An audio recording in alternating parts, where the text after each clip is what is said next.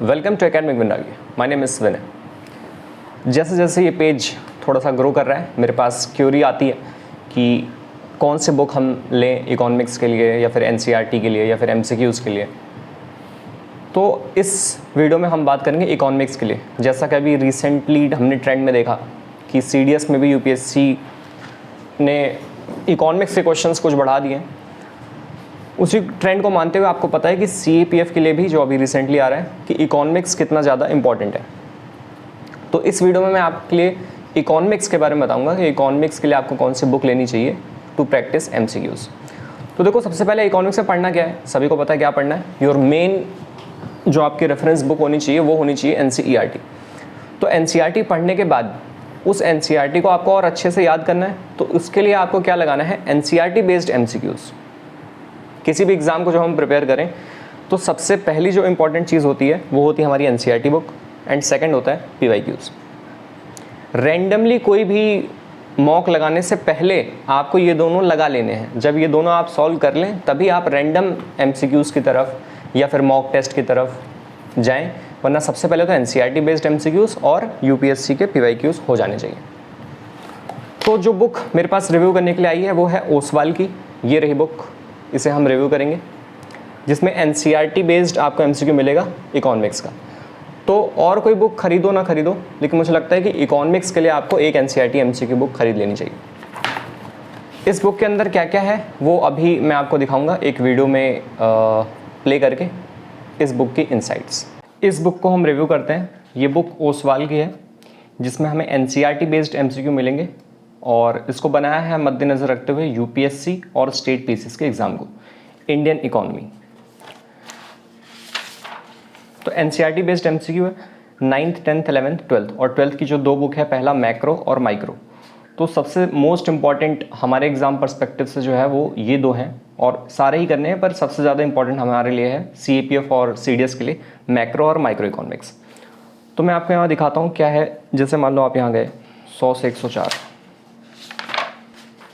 ये रही। तो सबसे पहले आपको यहाँ मिल जाएगा थोड़ा सा चैप्टर वाइज समरी। तो जैसे अदर सब्जेक्ट में अगर नहीं पढ़ते हैं तो चल जाता है, लेकिन इकोनॉमिक्स का ऐसा है कि आपको अगर समरी पढ़ेंगे तो कुछ चीज़ें जो कीवर्ड हैं, जैसे आपने यहाँ पे नोट कर लिया ग्रेट डिप्रेशन कब आया 1929, तो सबसे स्टार्टिंग में आपको मिलता है एक चैप्टर वाइज समरी। उसके बाद चालू होते हैं क्वेश्चंस। यहाँ पे आपको एनसीईआरटी बेस्ड एमसीक्यू मिल जाएंगे सभी के। ये कई लेवल में है, लेवल 1, लेवल 2, और लास्ट में एक लेवल आता है पीवाईक्यूज़, जहाँ पे यूपीएससी में जो क्वेश्चन आया हुआ है वहाँ पे ये मेंशन है, और ब्रैकेट में आपको यूपीएससी मिल जाएगा। अगर स्टेट पीसीएस में आया यूपी पीसीएस में तो आपको यूपी पीसीएस मिल जाएगा।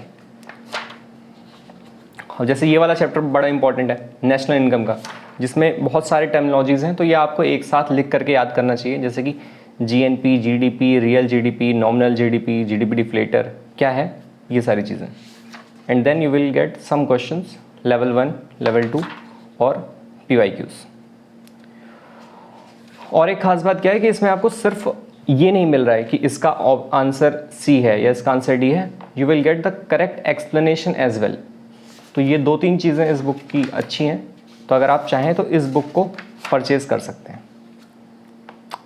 मनी एंड बैंकिंग, इससे बहुत ज़्यादा क्वेश्चन आते हैं, बहुत ज़्यादा क्वेश्चन आते हैं।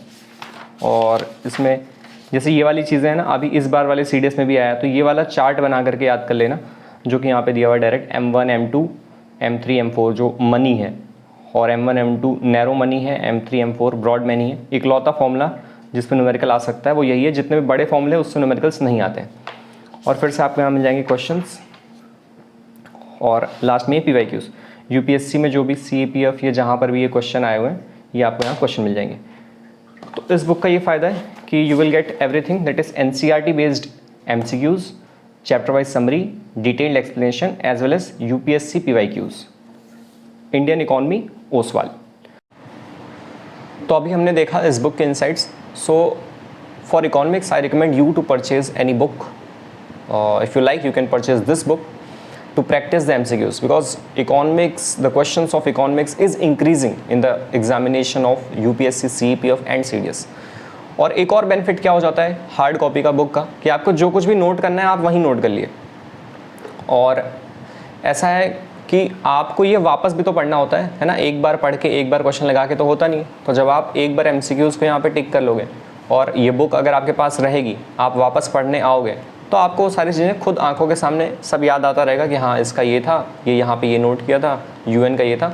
तो इस तरीके से आप किसी भी बुक का पूरी तरीके से यूटिलाइजेशन कर सकते हैं। कैसे? मार्क करके और जो एक्स्ट्रा इन्फॉर्मेशन है उसी बुक में नोट करके, क्योंकि वापस जब आप आएँ तो अगली बार चीज़ आपके लिए उतनी डिफ़िकल्ट ना हो जितना पहली बार में थी।